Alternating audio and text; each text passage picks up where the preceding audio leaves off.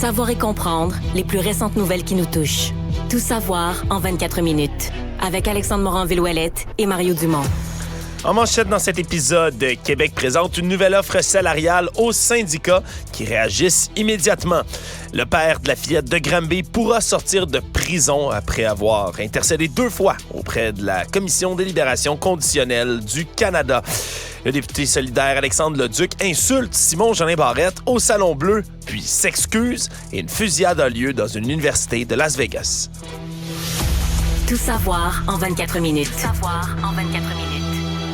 Bienvenue à Tout savoir en 24 minutes. Bonjour Mario. Bonjour. Ça vient tout juste de tomber là, alors que Québec continue de présenter des offres salariales aux syndicats. L'offre est bonifiée à 12,7 % alors que la première offre salariale aux employés du secteur public était de 10,3 %. C'est annoncé aux alentours de 15 h cet après-midi. Et donc, l'offre globale, là, elle, avec les bonus et tout, passe donc à 16,7 % en tout et partout pour les salariés de l'État en 2023 et 2028. Il demande aux syndicats, bien évidemment, là, de tenter de régler le plus rapidement possible. Et ça n'a pas pris beaucoup de temps, Mario. Là. Il y a déjà eu tout de suite, du côté du Front commun, une réaction, communiqué qui est sorti dans les dernières minutes en disant que le gouvernement a déposé une nouvelle offre, mais cette offre aura toujours pour effet d'appauvrir les travailleuses et travailleurs du secteur public, dit leur réaction, sans clause garantissant la protection du pouvoir d'achat et un enrichissement permettant un rattrapage salarial. Il ne sera pas possible d'en arriver à une entente. La grève du 8 au 14 décembre sera donc maintenue. Donc, voilà une offre qui est un peu un coup d'épée dans l'eau, Mario. Ça a été aussitôt sorti, aussitôt balayé du revers de la main. Là. Ouais, je sais que les gens ont l'air à penser, je peux plus... La population a l'air à penser qu'il faut donner aux syndicats tout ce qu'ils demandent. J'ai jamais vu ça dans l'histoire, d'ailleurs, une négociation où le public ne veut pas de négociation. Le public veut qu'on donne aux syndiqués tout ce qu'ils demandent et que le gouvernement retire toutes ses demandes d'amélioration des services à la population. Mais moi, je continue à penser que le gouvernement rajoute des milliards sur la table et qu'il y a un moment où ça devrait donner lieu à des négociations. Bon, il y a quand même quelque chose dans ça. Il y a une petite phrase importante, là. C'est la clause d'indexation. Ouais. Est-ce que c'est là-dessus que ça se joue? Là? Parce qu'on a vu ça dans le passé.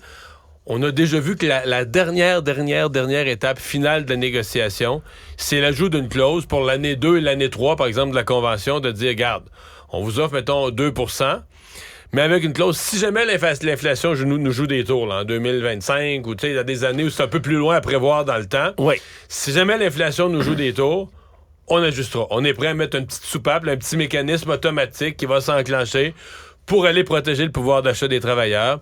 Peut-être que c'est ça. Peut-être que je vois ça pire. Peut-être qu'il ne manque que cette petite clause. Mais tu sais, quand tu vois le gouvernement aujourd'hui qui bonifie quand même considérablement son offre, puis qu'on dit non, pas intéressé, on maintient notre grève, ça vient... Puis ce qui est épouvantable, c'est le public qui va dire aux syndicats, non, le syndicat n'a pas à faire de contrat, n'a pas à négocier, n'a pas à baisser. Le public est du bord des syndicats, que le gouvernement signe ce que les syndicats demandent. Je veux dire, ça remet en question tout le processus de négociation. Une fois que tu as un appui du public complet comme ça, sincèrement, je ne sais pas ce que le gouvernement peut faire, à part que de laisser durer la grève et de dire, bon, ben... Moi, le gouvernement, lui, il peut pas céder. La population dit ça aujourd'hui, mais en avril prochain, si les impôts augmentent, la même population va dire « C'est carré, les impôts! » La population est pas cohérente là, d'une saison à l'autre. Elle oublie ce qu'elle pensait. Oui, ou comprend mal le concept politique. Oui, non, mais change d'humeur. La population vit sur des humeurs. Là. À un moment donné, tout le monde se dit là, on est du bord d'un tel, mais 6 mois après, on est de l'autre bord, tu sais. Fait que le gouvernement lui doit penser à long terme. Donc, malheureusement, il n'a pas d'autre solution que de laisser aller les grèves, mais dans les écoles, je commence à trouver que c'est drôlement souffrant. Oui, et c'était pas la seule des offres qui avait été déposée. Il y en avait déjà une qui a été présentée plus tôt dans la journée. On attendait le retour des syndicats. Semblait-il que ça progressait aussi avec les négociations avec la FIC. Mais hier, c'était la Fédération des syndicats de l'enseignement, elle, qui avait rejeté de la main, encore une fois, une autre offre patronale en disant que c'était loin d'être à la hauteur des attentes là, pour reprendre leurs propos. Donc, d'un côté comme de l'autre, ça semble pas fonctionner. Puis la grève... Elle semble inévitable à ce point-ci, ouais, Mario, à partir de vendredi. C'est épouvantable que moi je dise ça, mais on est au point tellement profond là, que la grève est la seule solution. On dit, bon, ben, si tu veux, on va laisser aller la grève en espérant qu'au fil des jours, ça fasse baisser la pression et que la négociation redevienne possible. Dans les dossiers judiciaires, le père de la fillette de Granby pourra finalement sortir de prison. Lui qui, à 2 reprises déjà, s'est adressé à la commission des libérations conditionnelles pour tenter d'être libéré avant sa véritable libération qui doit arriver en mai prochain, libération d'office. Mais là, va pouvoir quitter et vivre en semi-liberté dans une maison de transition. La commission qui a tranché en disant qu'il y a eu un comportement adéquat, qui a rencontré toutes les attentes et qui ne faisait pas part de préoccupation là, au sein de cette commission. Et c'est une audience du 30 novembre dernier qui va donc permettre de le libérer. Va être dans cette maison de transition avec beaucoup, quand même, là, de restrictions autour de ça. Pour avoir aucun contact avec ses victimes, pourra pas se retrouver en présence d'un enfant de moins de 16 ans lorsqu'il est seul non plus. Lui qui avait déjà témoigné, là, on se souviendra, en avril dernier, au début de l'année, il était allé d'un vibrant plaidoyer qui avait été suivi d'un plaidoyer d'ailleurs de sa propre mère, qui est la grand-mère de la fillette qui est décédée, elle-même qui avait dit que son fils devrait rester emprisonné, que sinon c'est un message passé à la population qu'un enfant, c'est pas important. Et là, il va quand même pouvoir être libéré. Mario, on comprend que le risque de récidive dans des cas comme ça, il est presque nul, mais dans l'opinion de la population, ça va sûrement choquer. Mais c'est ça. C'est le genre de dossier où le risque de récidive, tu dis, OK, il est arrivé une circonstance particulière, ta fille... la probabilité qu'il refasse ça est à peu près nulle. C'est quelque chose de tellement... Fait que c'est pas l'enjeu du risque de récidive, c'est l'enjeu de la gravité du geste. Le problème, c'est que l'enjeu de la gravité du geste, il a déjà été en partie réglé par une peine assez clémente, parce que là, il s'en va en maison de transition, probablement, là, mais de toute façon... c'était une question de quelques mois, là, au printemps, au début du printemps, fin de l'hiver, début du printemps, son 2 tiers allait être fait. Il y a eu une peine de 4 ans seulement. Donc, le 2 tiers allait être fait. Donc, on est dans tous les scénarios, on n'est pas à l'étape d'une libération très hâtive. On est à l'étape où on arrive à la fin. C'était ça la peine. On pouvait être... Moi, je m'étais étonné, je m'étais dit en désaccord avec la peine, mais une fois que la peine était celle-là, fallait se préparer au fait que quand on allait arriver aux 2 tiers, ou proche des 2 tiers de la peine, on allait rentrer dans cette phase où il faut le préparer un retour en société. Ouais, je rappelle un tout petit peu le dossier. Lui, l'homme de 34 ans, là, qui avait plaidé coupable en janvier 2022 à une accusation de séquestration. Là. C'est pour ça qu'on lui avait donné cette peine-là, alors que c'est sa conjointe, elle, qui avait écopé là, d'une peine beaucoup plus lourde pour le décès de la fillette qui avait été retrouvée, on se rappellera, là, avec une chemise qui était nouée comme une camisole de force, du tape, là, vraiment un espèce de mécanisme de construction installé par le père. Et lui s'est retrouvé comme complètement, un peu comme... sorti du dossier du meurtre, là, comme si la mort était pas reliée à lui. Lui était relié à une séquestration, un manque de soins, une négligence, tout ça, mais que le décès était... La notion du décès était entièrement portée dans les peines par sa conjointe. De l'époque. Et pourtant, on se souviendra de tous les témoignages qui sont apparus et pendant le procès et pendant la commission Laurent aussi, qui est survenue à la suite de ces événements-là et du décès de cette petite fillette de Granby qui a secoué la province au grand complet, on s'en souviendra. Puis des détails... Je vais les répéter, Mario, mais la jeune fille qui était squelettique, dans un état là, vraiment là, avancé de maigreur, elle qui volait ou tentait de fouiller dans les poubelles pour trouver à l'école de quoi se nourrir le midi. Non, vraiment une histoire absolument épouvantable. Des recommandations qui ont été formulées là, à la fois pour la DPJ et pour nos mécanismes de protection des filets sociaux ici au Québec à la suite de la commission Laurent, qui seront bien appliqués. Ça, c'est le futur qui nous le dira. Mais tu sais, ce dossier-là, tu parles... de pas être capable de se nourrir. Il y a eu des erreurs. Tu sais, à l'école, tu punis un enfant parce qu'il vole le lunch des autres. Ben, c'est correct, c'est logique, faut pas voler le lunch des autres. Mais quand t'es un adulte et t'as affaire à un enfant tout petit qui vole le lunch des autres, une des questions qui devrait émaner, c'est OK, mais... Est-ce que l'enfant a un lunch? Son lunch à elle, il est où? Parce que là, elle vole des petits morceaux du lunch des autres, elle vole dans la boîte à lunch du voisin, mais elle, puis si elle a pas de lunch... Ben c'est peut-être ça qui devient une question. Je dis pas que c'est bien de voler, là, je déteste le vol, mais ça devient peut-être une question plus importante que le vol, de dire « Oups, on a un enfant à l'école qui arrive avec rien à manger. » Puis accessoirement, cet enfant-là est anormalement maigre. Fait qu'est-ce que je peux, comme intervenant scolaire, établir ce lien extrêmement complexe entre elle est maigre, puis elle nous arrive à l'école, pas de nourriture, pas de lunch. Non, mais toute l'histoire est révoltante. Tu comprends pas, là, comment tout ça a pu se passer. Puis le père, ben là, évidemment, est un maillon important. Il est supposé être du côté des protecteurs. Puis il s'est retrouvé dans l'autre camp. Mais là, il va sortir. Il a, je sais pas, il a négocié sa peine, il a plaidé coupable à des accusations réduites, puis là, on est rendu là. Actualité. Tout savoir en 24 minutes. Les divers politiciens du Québec ont pris acte du sondage léger qui est sorti en partie hier et la suite aujourd'hui concernant les intentions de vote au Québec, là, alors que pour la première fois depuis 10 ans, mais la formation du Parti québécois est en tête sur les intentions de vote, mais dépasse largement la coalition Avenir Québec. On est rendu à 31% des intentions de vote contre 25% pour la CAQ. La montée du PQ qui se poursuit, Mario, comme tu l'avais prédit ici et comme plusieurs analystes l'avaient vu également. Là, je prédis que ça va se continuer. La montée du PQ puis la descente de la CAQ, mais ça va ralentir, là. Oui, parce que c'est l'appui à la souveraineté aujourd'hui qui a été le gros point amené à Paul Saint-Pierre Plamondon. Parce que si il obtient 31% des appuis, certes, mais l'appui à la souveraineté stagne aux alentours de 34%. Mais Alexandre, il faut dire que Jean-Marc Léger a fait un exercice, là, extrêmement intéressant. Il a posé la question habituelle de la souveraineté, de vous pour ou contre. S'il y avait un référendum, vous pour ou contre. Bon, correct. Mais il a posé une autre question, pas mal plus tordu, en disant, si vous aviez juste deux choix, là, signer la Constitution canadienne de Trudeau là, de 1982, où le Québec devienne province comme les autres, ou la souveraineté. Puis il y a plus de gens, 47%. 47 contre 34. Donc, les gens veulent tellement rien savoir de la souveraineté que quand tu leur offres leur rentrer dans le Canada à genoux, selon des comptes...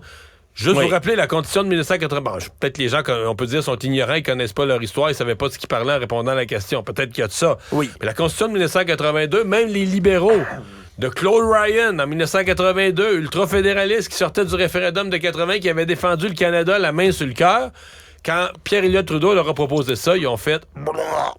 Ils l'ont régurgité, puis ils ont voté non. Et c'est toujours pas signé, Mario. C'est quelque chose que parce qu'à l'Assemblée nationale, unanimement, ils se sont levés puis ont voté non. Puis depuis ce temps-là, à l'Assemblée nationale, tous les partis ont toujours dit non. Non. Peut-être le parti Equality, le parti des anglophones, je me souviens pas ce que les autres l'auraient signé dans les années 80, mais sinon, tout le monde a toujours dit non. Et là, tu dis, OK, les gens veulent tellement pas la souveraineté qu'à 47%, ils disent, regarde, on va rentrer à quatre pattes dans le Canada, là, pas de problème. Mais là-dessus, je pense que ton commentaire est important. Là. Est-ce qu'il y a une partie d'ignorance historique, d'ignorance politique aussi autour de ça? Là? Tu sais, faudrait demander à Gilles Proulx.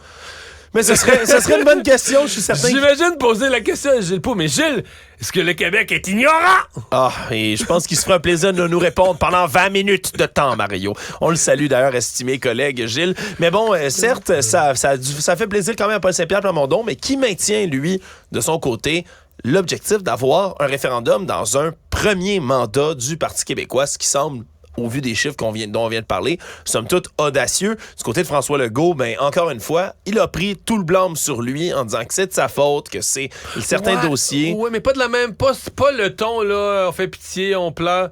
Il a changé de ton complètement aujourd'hui. Il a pris le blâme, il dit, oui, je prends la responsabilité, mais là, aujourd'hui, je travaille sur une négociation du secteur public. C'était différent, là. Ah oui, il n'a pas joué la carte, ça me fait de la peine, l'appui des Québécois, l'amour des Québécois. J'ai fâché les Québécois, comme il l'avait dit dans les derniers sondages qui étaient sortis. A quand même nommé le troisième lien, augmentation de salaire des députés, les Kings de Los Angeles. Là. C'est les trois grands facteurs que lui a identifiés qui sont... pas vraiment les mêmes non plus qui ont été identifiés dans les sondages, dans le sondage léger. Dans le sondage léger, dans les causes, pourquoi vous êtes déçus du gouvernement, ces affaires-là apparaissent. Mais il y a quand même un rappel très important, c'est que ce qui arrive en premier, puis qu'on oublie parfois dans tous les dossiers d'actualité, c'est que pour monsieur, madame, tout le monde, la grosse affaire, la plus fondamentale, la santé et l'éducation. Les grands systèmes fonctionnent pas. Et ça, c'est plus haut, bien plus haut que la hausse de salaire des députés et tous les autres problèmes. Là. Et des fois, on peut avoir tendance à l'oublier à cause de... Bon, il y a tellement d'autres affaires qui arrivent dans l'actualité, mais le fondamental, la base de ce qui frustre les gens, l'école, les hôpitaux. Toujours sur la colline parlementaire, on a eu droit à un événement plutôt rare là, dans le Salon Bleu. Des véritables insultes qui ont été lancées d'un leader parlementaire à un autre. Celui de Québec solidaire, Alexandre Leduc, qui a lancé des propos assez injurieux, merci, au leader parlementaire de la Coalition Avenir Québec et du gouvernement, Simon Jolin Barrette. Et on peut le faire entendre, Mario, un tout petit peu du rififi qui a eu lieu dans le Salon Bleu, à ce moment-là où on a entendu des commentaires hors micro. De me faire injurier par Québec solidaire, puis je vais vous le dire, Madame la Présidente, de me faire dire « fuck you, Simon ». Tout le monde a compris ici ce que le député d'Hochelaga-Maisonneuve a dit. C'est complètement inacceptable. Complètement inacceptable parce que oui, ça a été capté en dehors des micros. Là. Dans le Salon Bleu, il y a des micros à tous les lutrins. Puis parfois, tu étais bien placé pour le savoir, Mario, ça parle, puis ça dit des choses hors micro, mais qui s'entendent quand même dans cette grande salle écho, qui est le Salon Bleu. Et on a bel et bien entendu Alexandre Leduc dire 2 fois de suite, je vais répéter ses propos, je m'en excuse. Fuck you, Simon. Fuck you, Simon. Évidemment, dirigé à Simon Jolin Barrette. Et là, ça a déclenché tout un rififi. Alexandre Leduc, lui, qui a quitté la salle, mais qui, par la suite, s'est excusé une première fois sur X, anciennement Twitter. Ensuite, aurait appelé Simon Jolin Barrette pour lui présenter ses excuses, qui a été confirmé par le leader du gouvernement par la suite, qui a dit que il est pas rancunier, qu'on passe à un autre dossier, qu'on passe à un autre appel. De la brasse camarade, il y en a souvent dans le Salon Bleu, mais là, des insultes comme ça, direct, c'est quand même un peu plus rare, Mario. Là. Oui, non? Non, je me trompe? Je suis désolé, là, peut-être... Moi, ça tu sais, je veux dire, c'est totalement inacceptable, c'est sûr, il fallait qu'il s'excuse. Il n'y a pas question de dire que c'est acceptable. Est-ce que c'est grave, là, tu sais? Fin de session parlementaire, tout le monde est énervé, tout le monde a un air à fleur de peau, ça arrive pas comme ils veulent, ils viennent frustrés, il dit des gros mots, vilains mots, mots retirés, puis... Ouais, puis en plus, là, ça concernait, on comprendra, là, l'échauffourée de mardi qui impliquait la députée de Sherbrooke, Christine Labrie, sur ajouter des mots, exploiter les femmes dans la liste des propos non parlementaires. Christine Labrie, c'est la conjointe aussi d'Alexandre Leduc, fait que là, t'as cette dimension-là qui rentre en ligne de compte. Les tensions étaient élevées, faut le dire. Oui, mais... c'est ça. Mais les fins de... J'ai tout vu dans les fins de session parlementaire, des insultes, tout le monde dort pas assez. Fait que, tu sais, c'est pas vraiment... Puis en plus, le gouvernement, les négociations du secteur public, c'est que là, t'es après une période des questions où ça a déjà brassé pas mal. Bon, pourquoi Alexandre Leduc s'est échappé? C'était un gars, en tout cas, moi, j'ai toujours eu l'impression que c'était plutôt un gentleman. S'est échappé sur celle-là, mais je vais bien dormir la nuit prochaine. C'est pas ce qui arrive de grave dans un parlement. Tout savoir en 24 minutes. Si on se déplace du côté des Antilles, ma foi, le procès pour les décès, là, les meurtres plutôt de Daniel Langlois qui ont été assassinés. L'Américain Jonathan Lehner et son complice Robert Thomas Snyder Jr. qui ont été emprisonnés officiellement aujourd'hui. Tout ça dans le meurtre de Daniel Langlois et de sa conjointe. Ils n'ont pas à l'île de la Dominique, là où ça se passe, ils n'ont pas de notion... Un meurtre, c'est tellement grave pour eux qu'il n'y a pas de notion de même plaider coupable ou non coupable. Tu es accusé de meurtre, tu vas être jugé. Il y a tout un processus là, la preuve va être déposée puis tu vas être jugé par le haut tribunal. Oui, tu n'as pas possibilité du tout. Tout ça se passe devant juge et jury à la haute cour de l'État. Donc, c'est le seul choix et le procès va se tenir au printemps prochain. Et là, il n'y a pas de libération en attendant le procès. Non, ils vont être emprisonnés jusqu'au 24 mars prochain. Mais c'est incroyable. Là. J'ai lu beaucoup là-dessus. C'est vraiment une histoire de chemin. Là. C'est que pour aller, ils ont construit un super hôtel écologique avec une vue magnifique, mais il fallait passer par un chemin qui traverse le bois Côtelette, qui est le domaine... bois de chocolatier. Là, voilà. Il cultive du chocolat. Qui est le domaine de l'Américain Jonathan Lehner. Et là, des tensions, là, vraiment de la chicane qu'on pourrait considérer, la petite clôture de voisins. Oui, là, ça ressemble à ça. C'est allé loin. Même sur TripAdvisor, les gens qui étaient des clients de l'hôtel se sont plaints. Tu te retrouves sur TripAdvisor, donc un site de voyage, de conseil de voyage.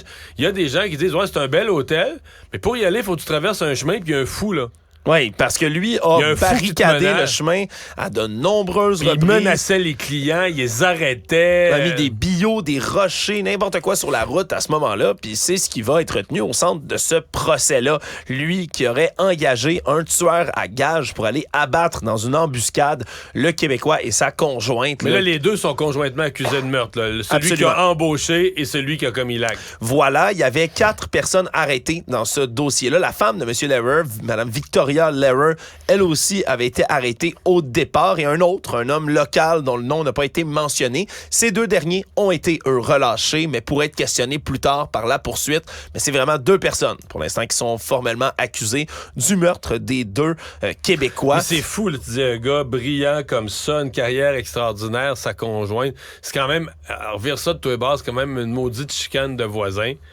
qui t'a amené à te faire assassiner, brûler vif dans ton véhicule. C'est absolument horrible. Mario, on pourrait croire qu'un quelqu'un qui est excessivement riche, là, parce que c'est le cas de Jonathan Lehrer, mais aurait pu avoir d'autres préoccupations dans la vie. Mais bon, des fois, des chicanes de voisins comme ça. Il a viré fou avec son chemin, lui, là, puis c'est ça. Il va aller finir ses jours en prison. Économie.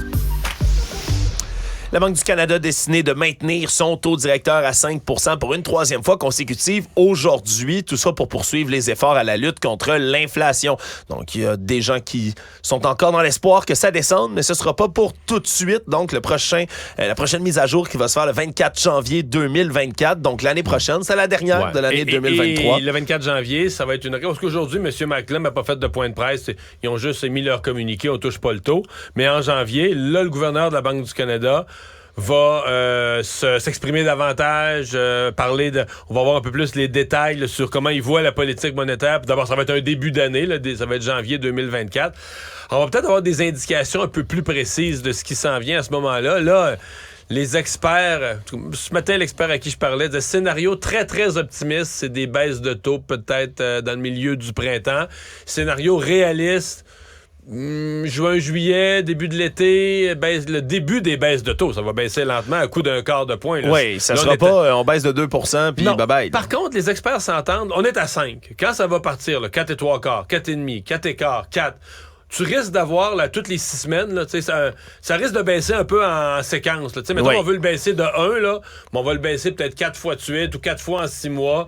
Mais ça risque d'être une séquence puis qui va baisser, mettons, peut-être sur 6 mois, il pourrait baisser de 1 % le taux directeur. Voilà, parce que pour les seules informations qu'on a eues aujourd'hui, il y a une diminution des pressions. Oui, il y a une chute des prix de l'essence encore qui font baisser l'inflation. Mais c'est encore et toujours le même problème qui revient. L'augmentation des frais de logement qui continue de s'accroître, la croissance des loyers qui est encore plus rapide que prévu. Donc, c'est toujours ça qui vient balancer un tout petit peu. Et la banque craint que là, c'est la croissance des salaires qui devient la nouvelle pression inflationniste parce que les gens renégocient leurs salaires pour compenser l'inflation de l'année passée.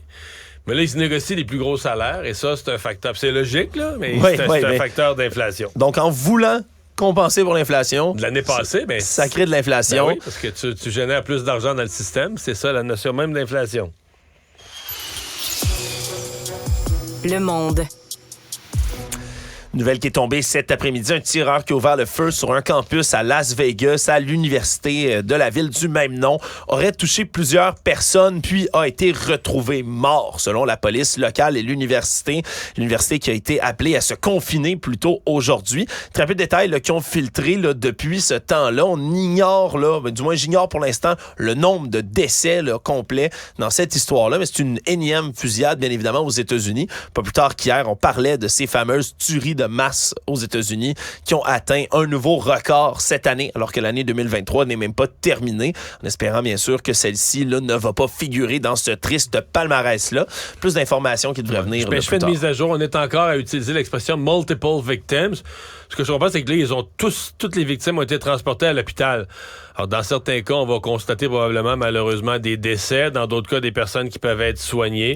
Donc, on met pas de chiffres là, sur tout ça. On parle de multiples victimes. Oui, donc ce sera un autre dossier à suivre, mais triste nouvelle, encore une fois, là, qui parvient. Oui, et surtout, nous, au Québec, un 6 décembre, une fusillade dans une université. Oui, parce que c'est le 34e anniversaire là, de la tuerie de la Polytechnique, malheureusement, qui tombe également aujourd'hui.